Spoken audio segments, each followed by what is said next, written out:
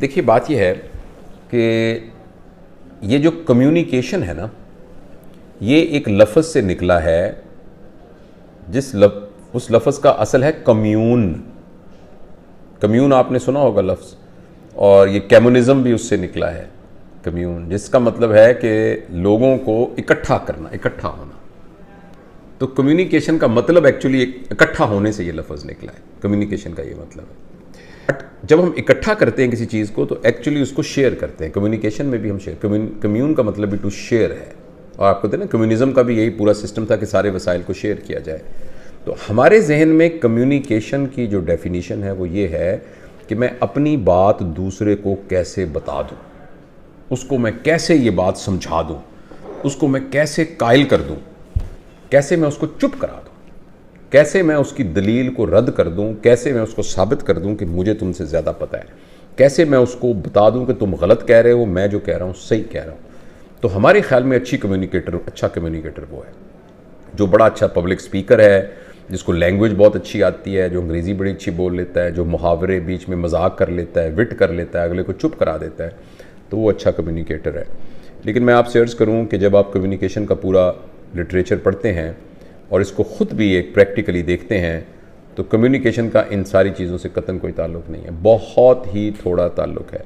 Communication का मतलब दूसरे को अपनी बात बताने और समझाने से ज़्यादा दूसरे की बात को समझना है। जब हम दूसरे की बात को समझने की पोजीशन में होते हैं, इसका मतलब ये होता है कि हमारा उसके साथ कम्युनिकेशन का एक लिंक डेवलप हो गया। ये पहले, सबसे पहले अपने माइंडसेट में चेंज करना चाहिए।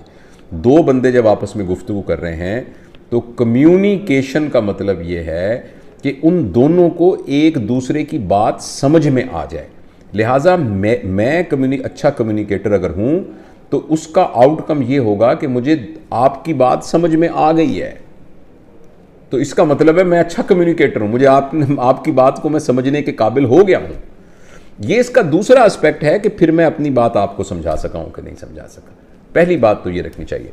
दूसरी बात ये है कि ये हमें ज़हन में रखना चाहिए कि सिर्फ हम ही कम्युनिकेट नहीं करते, दुनिया के जितने और ज़ीरू हैं सब कम्युनिकेट करते हैं। इवन दरख्त भी कम्युनिकेट करते हैं अपने किसी उसमें, और यानी कॉन्टेक्स्ट के अंदर। और जानवर तो कम्युनिकेट करते ही हैं। कभी आप देखें कैसे मुर्गी अपने बच्चों के साथ कम्युनिकेट कर रही होती है, और बिल्ली जो है अपने स्पाउस के साथ और अपने सब लोगों के साथ कम्युनिकेट, अपनी पूरी कम्युनिटी के साथ, और कभी इंसानों के साथ भी कम्युनिकेट कर रही होती है। लेकिन इंसान के पास कम्युनिकेशन के लिए एक टूल है जो कि बाकी जानवरों के पास टूल नहीं है। जानवरों के पास जो टूल है वो है वॉइस, बाकी और चीज़ें भी हैं लेकिन वॉइस। लेकिन इंसानों के पास वॉइस के बाद एक दूसरा बड़ा स्ट्रॉन्ग टूल है, use of voice to convert into a language. ज़बान, लैंग्वेज बहुत बड़ा टूल। अच्छा, हम सब ये समझते हैं कि शायद ये टूल इंसान को इसलिए दिया गया है कि वो उसके ज़रिए से बेहतर कम्युनिकेट करे, लेकिन आपको ये बात सुन के हैरानी होगी कि ये tool most of the time अपने माफिज ज़मीर को बयान करने से ज़्यादा माफिज ज़मीर को छुपाने के लिए इस्तेमाल किया जाता है। इस टूल की वजह से ये नहीं है कि आदमी इस काबिल हो गया है कि वो जो दिल में है वो दूसरे को बताने पे कादिर हो जाए, बल्कि ये हो गया है कि उसके अंदर ये एबिलिटी आ गई है कि जो उसके दिल में है उसको छुपा सके। जिस तरीके से आप देखिए, एक बिल्ली जो है अगर उसको गुस्सा आएगा तो उसके पास कोई लफ्ज़ नहीं है जिससे ये कह सके कि मैं तो आपसे बहुत प्यार करती हूँ, वैसे नहीं कह सकती। इसलिए कि उसके जितने भी उसके पास वसाइल हैं उसके ज़रिए वो अपने गुस्से का ही इजहार करेगी। और अगर वो आपसे प्यार करती है तो वो अपने तमाम वसाइल को इस्तेमाल करके अब इसका इजहार कर देगी कि वो आप उसको अच्छे लगते हैं, प्यार करते हैं। लेकिन इंसान के पास एक वसीला मौजूद है जिसके ज़रिए से दिल में इंतहाई गैज़, इंतहाई गुस्सा, इंतहाई नफ़रत के बावजूद वो ये कह सकता है कि आपसे ज़्यादा अजीज़ तो मुझे दुनिया में और कोई नहीं है, ऐसा कह सकता है। और इस वक्त जब उसको अपना बेटा जो है वो बहुत प्यारा है, उसके बावजूद उसको ये कह सकता है कि मैं तुम्हारी टांगें तोड़ दूंगा, मैं तुम्हारा जो है ना, तुम्हारे ज़बान पे कोयला रख दूंगा अगर तुमने ऐसा किया, हालांकि वो दिल में बहुत मोहब्बत कर रहा होता है। तो जो उसके दिल में उसके ऑपोजिट कह सकता है। इसलिए ये बहुत ज़रूरी है कि हमें समझ में आ जाए कि हम अपनी लैंग्वेज को कैसे इस्तेमाल करते हैं। देखिए, लैंग्वेज की फैकल्टी हमें होने का मतलब ये था कि हम अपने माफी ज़मीर को सही बयान कर सकें, लेकिन लैंग्वेज के सही ना इस्तेमाल करके हम इसके ज़रिए शऊरी तौर पर या गैर शऊरी तौर पर अपने माफी ज़मीर को ऑपोजिट एक्चुअली बयान करने के लिए इस्तेमाल करते हैं। एक तो ये बड़ी ज़बरदस्त फ़िलोसॉफिकल बात है जो मैं आपके साथ शेयर करना चाहता था। अच्छा, अब दूसरी बात यह है कि किस तरीके से, जो मैंने आपका था एम जो कम्युनिकेशन का है वो ये है कि हम दूसरे की बात को समझ सकें और हम किसी कॉमन नतीजे पर पहुंच सकें और अपनी बात दूसरों को समझा सकें। इस सिलसिले में जैसे मैंने आपको बताया कि जो हमें टूल दिया गया है वो ज़बान है, लैंग्वेज है, लेकिन लैंग्वेज के इस्तेमाल के सिलसिले में गाइडलाइन ये नहीं है कि लैंग्वेज कैसे इस्तेमाल की जाए। गाइडलाइन ये है कि लैंग्वेज कहाँ ना इस्तेमाल की जाए, ये है गाइडलाइन। लिहाजा जो सबसे अहम टूल कम्युनिकेशन का है वो एक्चुअली बोलना नहीं है बल्कि वो सुनना है। Listening is the prime tool of communication. अच्छा, अब मैं आई होप कि मैं आप सब लोग मेरे साथ हैं और बात को समझ रहे हैं कि जब भी हम एक अच्छी कम्युनिकेशन करना चाहते हैं, और जो शख्स अच्छी कम्युनिकेशन करना चाहता है उसके अंदर बोलने से ज़्यादा सुनने की स्किल होनी चाहिए। मैं आपको पूरे यकीन से कहता हूँ कि बोलने की स्किल हासिल करना निस्बतन आसान है, सुनने की स्किल हासिल करना निस्बतन बहुत मुश्किल है। क्योंकि सुनने के लिए जो बुनियादी शर्त है वो सिर्फ ये नहीं है, चुप कर जाना नहीं है, सिर्फ चुप कर जाना नहीं है। सुनने के लिए बुनियादी शर्त अंदर से साइलेंट होना बहुत ज़रूरी है। इन दोनों बातों में बड़ी फ़र्क है। ना बोलना और चुप हो जाना ये दो मुख्तलिफ बातें हैं। वो इसी तरह से मेरा एक शेर है कि सांस लेता हुआ हर शख्स नहीं है जिंदा, जागने वाले को बेदार न समझा जाए। तो जो आदमी बोल नहीं रहा ना, तो ये ना समझा जाए कि वो चुप है। जो बोल नहीं रहा, हो सकता है कि वो अंदर से बहुत ज़्यादा शोर उसके अंदर हो रहा हो। जब हम ये कहते हैं ना कि सुनने के लिए साइलेंट होना है, तो उसका मतलब ये नहीं है कि उसने चुप होना है।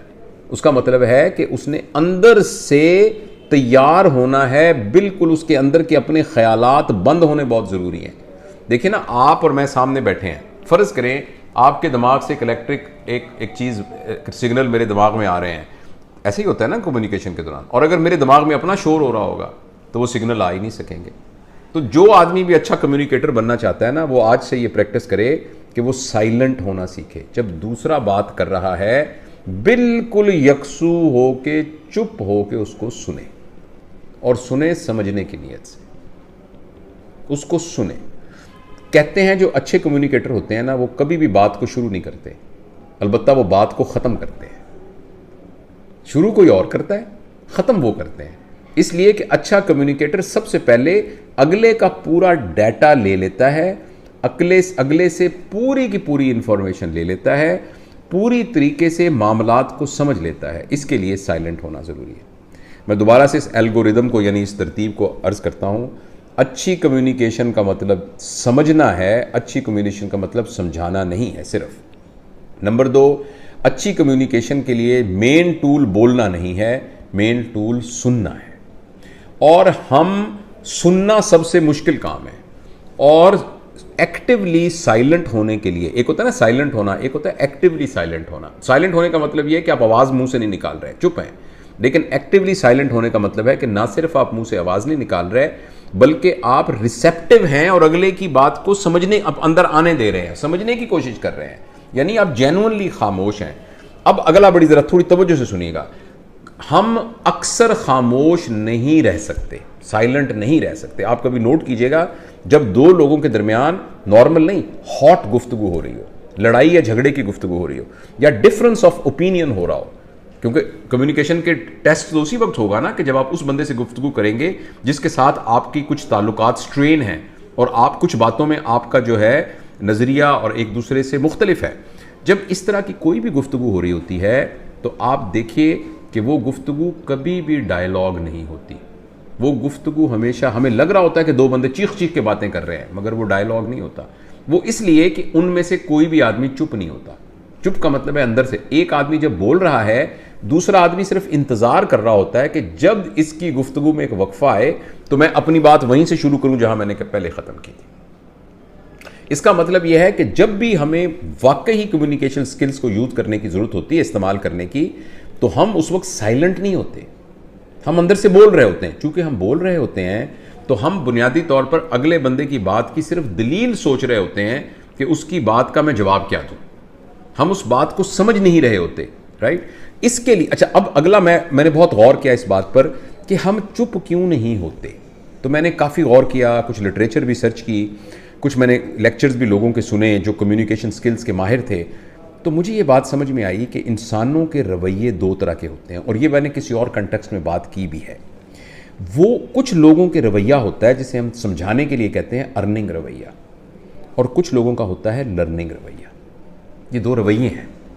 वो तमाम लोग जिनका अर्निंग रवैया होता है ना, वो तमाम चीज़ों में से कोई ना कोई फ़ायदा, चाहे वो फिज़िकल फ़ायदा हो, चाहे वो इमोशनल फ़ायदा हो, चाहे वो इंटेलेक्चुअल फ़ायदा हो, वो फ़ायदा तलाश करने की कोशिश करते हैं।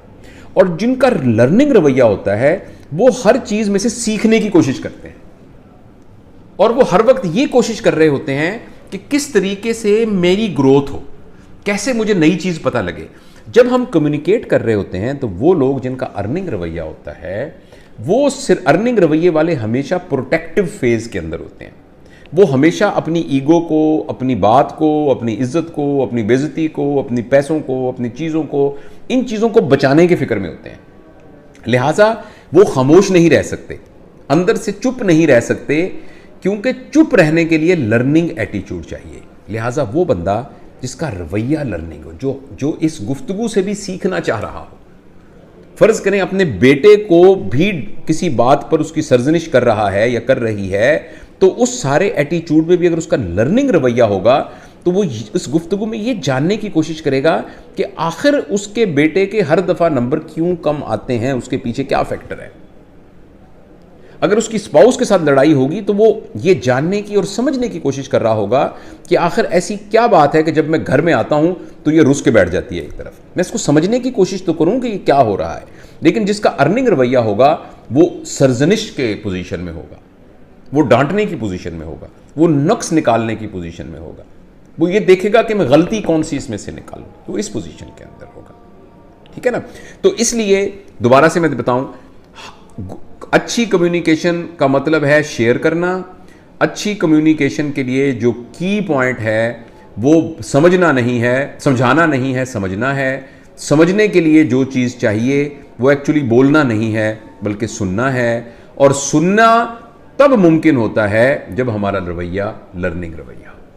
अगर हमारा रवैया, हम किसी भी एनकाउंटर में, किसी भी गुफ्तगू के अंदर इसलिए पड़े हों कि मैं इसमें से कुछ सीखूंगा, मुझे कुछ समझ में आएगी, इस मामले के बारे में मुझे पता होगा, तो फिर हमारी कम्युनिकेशन बहुत ही स्ट्रांग और ज़बरदस्त होगी। और आगे मैं जाके आपको बताता हूं कि कुछ टेक्निक्स, जैसे आपने कही थी, कुछ टेक्निक्स भी बताता हूं। फिर एंड में मैं आपको बताऊंगा कि कब हम ये कह सकते हैं कि मेरी कम्युनिकेशन बहुत ज़बरदस्त है, किस बात को हम कहेंगे कि मेरी कम्युनिकेशन बहुत ज़बरदस्त थी। अच्छा, इस सिलसिले में इस आखिरी बात से पहले मैं ये अर्ज़ करना चाहता हूं कि जैसे लिसनिंग के लिए हमें साइलेंट होना पड़ता है, और साइलेंट होने के लिए हमें हमारा लर्निंग एटीट्यूड होना चाहिए। लर्निंग एटीट्यूड कैसे डेवलप होगा, इसके लिए 2-3 बड़े की पॉइंट्स हैं। एक बात तो ये है कि हम आर्गुमेंटेटिव ना हो, ये अपने ऊपर फर्ज ना बना लें कि इसकी दलील को मैंने जवाब देना है। जरूरी नहीं होता कि गुफ्तगू के अंदर तमाम बातों में दलील देकर उसको झूठा साबित किया जाए और ये साबित किया जाए कि तुम गलत हो और मैं सही हूं। एक तो यानी आर्गुमेंटेटिव होना, यह बात मैंने पहले भी एक दफा अर्ज की थी कि गुफ्तगू के दौरान अगर आपने आर्गुमेंट जीत ली है तो इसका मतलब है आपने रिलेशन लूज कर दिया है। Winning an argument mean losing a relationship. बहुत दफा हम अपना पॉइंट ऑफ व्यू बताना चाहते हैं, हम उसको बताएं, लेकिन उसको आर्गुमेंटेटिव तरीके से बताने का मतलब यह होता है कि हमने अगले के साथ अपने रिलेशन को ब्रेक कर दिया। एक बात। दूसरा, हमें कम्युनिकेशन के दौरान कभी भी जजमेंटल नहीं होना चाहिए। जजमेंटल का मतलब यह है पहले से ही दूसरे बंदे के बारे में फैसला ना किया हो। जैसे फर्ज करें एक स्पाउस के साथ आपकी मुज़ाकरात हो रहे हैं किसी बात के ऊपर, पहले ही आपने फैसला किया हुआ है कि यह तो जिद्दी है। आपने अपने बेटे के साथ कोई कम्युनिकेशन कर रहे हैं तो पहले ही आपने फैसला किया हुआ है कि इसका तो पढ़ने में दिल ही नहीं लगता। आपने अपने कुलीग्स के साथ फैसला किया हो तो पहले ही फैसला कर लिया है कि यह तो मेरे खिलाफ है। जजमेंटल नहीं होना। एक चीज आर्गुमेंटेटिव नहीं होना और एक जजमेंटल नहीं होना। अगर हम आर्गुमेंटेटिव होंगे और जजमेंटल होंगे तो हो सकता है आप अगले बंदे को चुप करा दें अपनी चर्ब ज़बानी की वजह से, या अपने नॉलेज के ज़्यादा होने की वजह से, या अपनी आवाज़ के ताकत की वजह से, ऊंचा बोलने की वजह से, या आपकी अथॉरिटेटिव एक पर्सनैलिटी की वजह से अगले को चुप करा दें। लेकिन एक तो वो आपका कायल नहीं होगा, दूसरा आपका रिलेशनशिप उसके साथ बिल्कुल तबाह हो जाएगा। अच्छा, ये बातें हो गई कि कैसे लर्निंग एटीट्यूड होता है। अब थोड़ी सी बातें, कुछ स्किल्स, फ़िक्रों के स्किल्स। अच्छा, एक तो बात यह है कि हम सब की जो कम्युनिकेशन के दौरान सिर्फ फ़िक्रे से ज़्यादा जो है वो हमारी बॉडी लैंग्वेज जो है ना वो बहुत मैटर करती है। काश ये हमारा लाइव सेशन होता तो मैं आपको ना कुछ पोस्चर्स बताता कि अगर फ़र्ज़ करें आप किसी से गुफ्तगू करते हुए पीछे टेक लगाकर और ऐसे करके बैठे हुए हैं, ऐसे करके, तो ये इंप्रेशन ये देता है कि आप नॉन इंटरेस्टेड हैं उसकी तरफ। इसी तरह टांगों पर रख के, पता नहीं आपको नज़र तो नहीं आ रहा होगा, टांगे पर रख के इस तरह करके आप बैठे हैं, क्लोज यानी उसमें बैठे हैं, तो इसका मतलब भी ये होता है कि आप ओपन, आप ना खुल के उसके सामने नहीं आ रहे। तो बेस्ट पोस्चर कम्युनिकेशन का ये होता है कि जो बंदा आपके साथ बैठा हो वो आपके सामने ना बैठा हो बल्कि साइड पर बैठा हो, आप अक्रॉस बैठे हो। क्योंकि जब आप आमने सामने बैठते हैं तो ये ज़्यादा अथॉरिटेटिव किस्म का स्टांस बन जाता है। मगर जो आपके बगल में यूँ बैठा होता है तो ये अमूमन अपने बच्चों से भी बात करनी हो, अपने जूनियर से बात करनी हो, तो हमेशा कोशिश ये करनी चाहिए कि आप अपनी मेन टेबल और चेयर से हटकर साइड के ऊपर बैठें। दूसरी बात यह है कि थोड़ा सा आगे को झुक कर जो देखना जो है ये कम्युनिकेशन की स्किल्स को बहुत ज़्यादा बेहतर कर देता है। तीसरी एक बात कही जाती है कि आई टू आई कॉन्टैक्ट, यानी किसी जो बात करते वक्त अगर आप फ़र्ज़ करें बात मैं इनसे कर रहा हूँ और देख मैं इधर रहा हूँ, हाँ बताएं, तो उससे फिर ना कम्युनिकेशन बहुत वीक हो जाती है। तो हमें उसके चेहरे की तरफ यानी उसके साथ इन कॉन्टैक्ट रहना बहुत ज़रूरी है। तीसरी बात यह है कि जिस वक्त आप गुफ्तगू कोई दूसरा कर रहा हो तो उस गुफ्तगू के अंदर अंग्रेज़ी में एक लफ्ज़ बोला जाता है प्रॉम्प्ट। छोटे छोटे हूँ, हाँ, अच्छा, ये बात ये कहने से गुफ्तगू बड़ी पावरफुल हो जाती है। एक बंदा किस्सा सुना रहा है आपको, कहानी सुना रहा है, अच्छा ये बात है, अच्छा, और जिस बात को हम, तो इसको प्रॉम्प्ट कहते हैं। तो गुफ्तगू में अगर आप बिल्कुल चुप करके बैठ जाएं तो उससे भी कम्युनिकेशन वीक हो जाती है। अगर आप छोटे छोटे प्रॉम्प्ट्स देते जाएं तो उससे गुफ्तगू जो है वो पावरफुल हो जाती है। इसी तरह बाज़ औक़ात ऐसा होता है कि कोई बात ऐसी आपका करने वाला जो कर रहा है और आपको यकीन नहीं आ रहा, जो कर रहा है आपको समझ में नहीं आई, या जो बात उसने की वो आपके लिए अचंभे का बायस थी, या उस बात के बारे में आप श्योर नहीं हैं, तो उसके लिए एक टर्म यूज़ की जाती है जिसे कहते हैं पैराफ्रेजिंग, कि जो बात उसने कही है ना आप उसको अपने, अच्छा तो आप ये कह रहे हैं कि जब आप वहाँ गए तो उस बंदे ने आपको डांटना शुरू कर दिया, यानी अपनी तरफ से आप कुछ नहीं कह रहे, उसी बात को अपने अल्फाज में बयान कर रहे हैं। पैराफ्रेजिंग करने से अगले बंदे को एक मौका मिल जाता है कि वो बात को दोबारा क्लैरिफाई कर सकता है, दोबारा आपको वो बात समझा सकता है। तो जहाँ तक स्किल्स का ताल्लुक है वो यही है कि बॉडी लैंग्वेज के अंदर आदमी ओपन स्टांस के अंदर बैठे, साइड पर होकर बैठे, और उसके बाद जो है अपना गुफ्तगू के अंदर प्रॉम्प्ट्स दे और चीज़ों को पैराफ्रेज करे, यानी वो चीज़ों को दोबारा दोहराए, तो उससे समझ आने में आसानी हो जाती है। अच्छा, अब ये कम्युनिकेशन पर एक्चुअली बहुत लंबी चौड़ी वर्कशॉप्स हैं, लेकिन ये बेसिक प्रिंसिपल मैंने आपको कम्युनिकेशन के बता दिए हैं। मैं एंड में आपसे सिर्फ ये अर्ज़ करना चाहता हूँ कि कैसे पता लगेगा कि हमारा किसी के साथ कम्युनिकेशन जो है ना वो कामयाब है। देखिए, सबसे अहम बात मेरे नज़दीक कम्युनिकेशन के लिए जो है ना, सबसे अहम बात वो है ऑनेस्टी।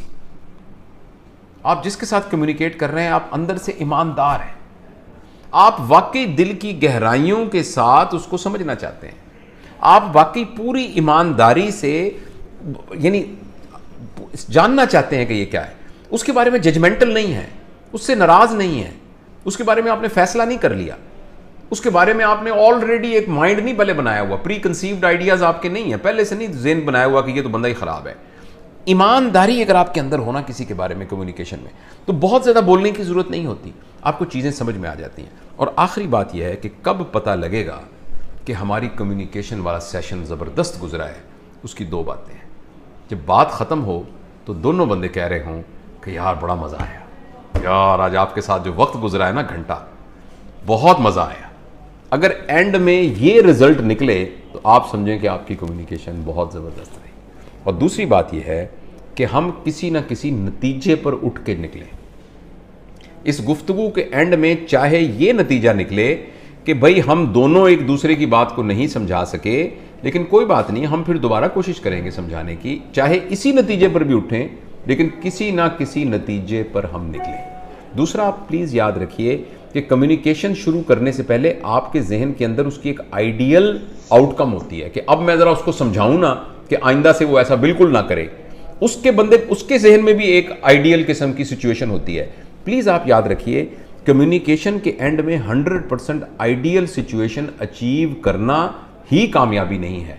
अगर अगला बंदा 5% भी गिव वे कर गया है और 10% भी अपनी जगह से मूव कर गया है, तो फिर भी ये कम्युनिकेशन स्किल जो है आपकी कामयाब थी और आप अच्छे नतीजे पर। एक आदमी इस बात से तैयार हो गया है कि जो बात आपने कही है मैं इंशाल्लाह इस पर गौर करूंगा, चाहे उसने अपना रवैये को नहीं भी बदला, फिर भी हमारी ये कम्युनिकेशन जो है वो कामयाब रही है। दूसरा, प्लीज़ याद रखिएगा कि communication is not a one time job.